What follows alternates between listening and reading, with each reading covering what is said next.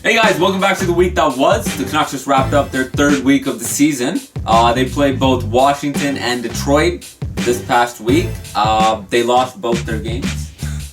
But it was a short week though. They only played 2 games. Coincidentally, that's the same amount of periods they played for both games as well. Alright, so we'll start off with Washington. I don't know, we lost that game.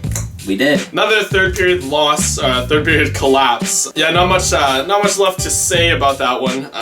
Sedin's played well. Miller, another good outing by him. We had the kid line that stayed intact, but didn't really show too many glimpses of brilliance out there. No, they didn't do much, and that carried over the next game as well. You know, Detroit game, Canucks had a 2-0 lead going into the third. Again, they gave up 2 third-period goals, lost in overtime. Kid line didn't play great. That second line, Sutter, Hanson, Burrows, they're all right. First line's playing well, fourth line's playing well. We can't close out games right now. Yeah, the first line is getting a lot of chances, and especially since we got Verbata back on the first line. Yeah, he's been looking real good with the Sedins. He's helped out both on the even strength and the power play. It's just a matter of time until we can start burying these, right? Yeah, you would think. So while the results might not be there right now, there are some positives for the Canucks to build on. Like you said, Verbata and the Sedins look like they've got their game together right now. One line that I am a big fan of right now is that fourth line. McCann's playing great, and Prust and Dorsett are playing well as well. Prust and Dorsett are really getting a lot of ice time, even in late on in the third periods. It's kind of crazy. I don't know if I agree with it, but it is what it is. Yeah, and Willie clearly is a fan of playing veterans over rookies late in games, and that's evidenced by the fact that Virtanen and Berchi specifically are barely out there at all in the third period. Something like 6 minutes or something like that for Virtanen, and Berchi got around like 7 or 8. And another thing to note, the power play unit, smoking hot right now. Yeah. It was 27th in the league last week. Now we are looking at 3 power play goals in the last 2 games.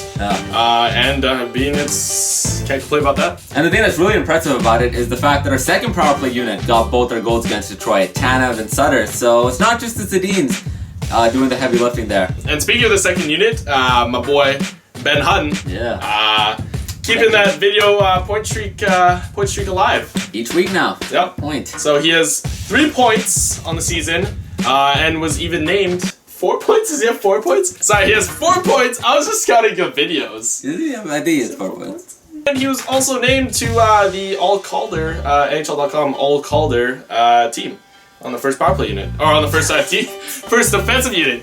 He would be on the first power play unit as well, but he's on the first D unit. But like we said, the Canucks did lose both their games last week, and in doing so comes some negative plays as well. And the one that's sticking on every Canucks fan's head right now is the third period collapses. They're awful in the third right now. They stopped skating, it seems like. There's no words for this. What is this? There aren't any words. We're still a veteran team, are we not?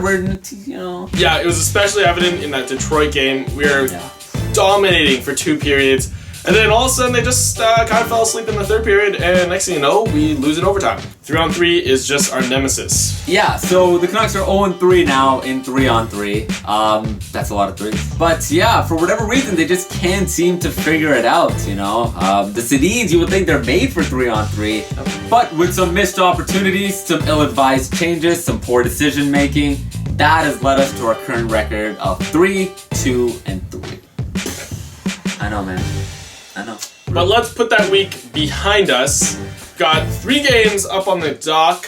Yes, sir. Coming up. We've got Montreal at home on Tuesday, where we're hoping to get our first home win. We'll see how it goes. It's going to be a busy crowd. So of course, the Canadians haven't lost either. Yeah, exactly. Oh, that's a good storyline. Yeah, it is. Nice. It is. Nice. Anyways. Back to the point. And then after that, we've got Dallas on Thursday, and then back-to-back, we've got Arizona on Friday.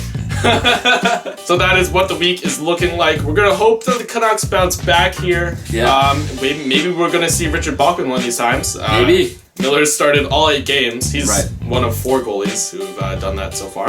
Look for that Arizona game, back-to-back games. So yeah, exactly. But that will wrap up the week that was week 3. We'll see you guys next week. Thanks for tuning in. Like us if you like us, and subscribe if you want to subscribe.